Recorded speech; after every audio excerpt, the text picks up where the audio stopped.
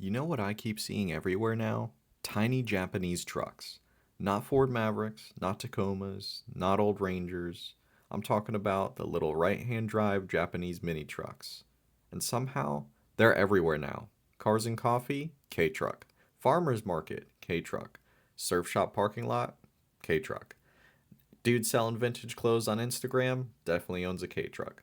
At this point, owning one is basically a personality trait. And honestly, I kind of get it.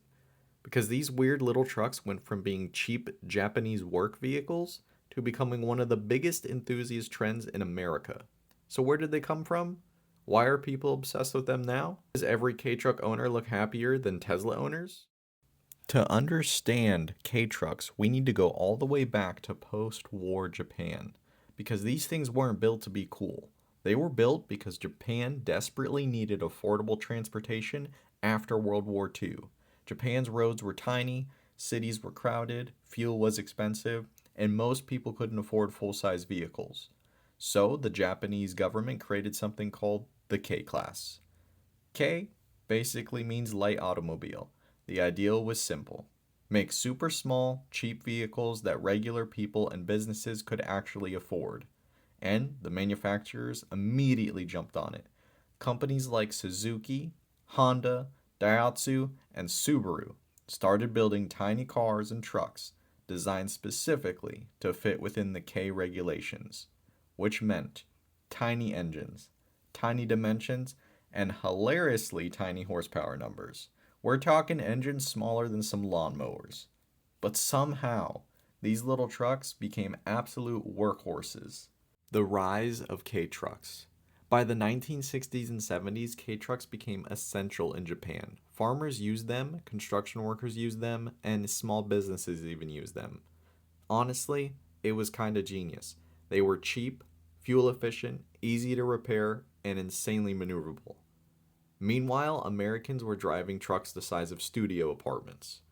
Japan looked at that and said, what if truck, but tiny? And somehow it worked. So now why do you suddenly start seeing K trucks all over the United States? Well, America has this thing called the 25-year import rule.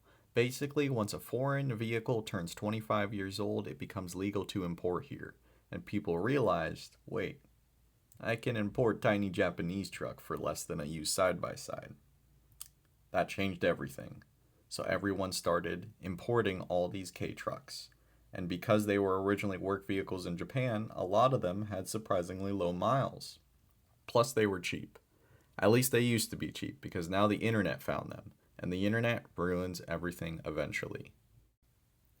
K trucks started as simple tools for post war Japan. Nobody who designed these decades ago could have predicted they'd become trendy enthusiast vehicles halfway across the world. But somehow they did. And honestly, in a car world full of oversized trucks, complicated tech, and increasingly boring design, these tiny little Japanese work trucks feel more alive than most modern vehicles. Plus, they look like someone drew a normal pickup truck from memory. And maybe that's exactly why people love them. So, would you actually own a K truck, or is this just another internet car trend that'll disappear in a few years? Let me know in the comments, and if you enjoyed the video, subscribe for more car culture and automotive history content. I'll see you guys in the next one.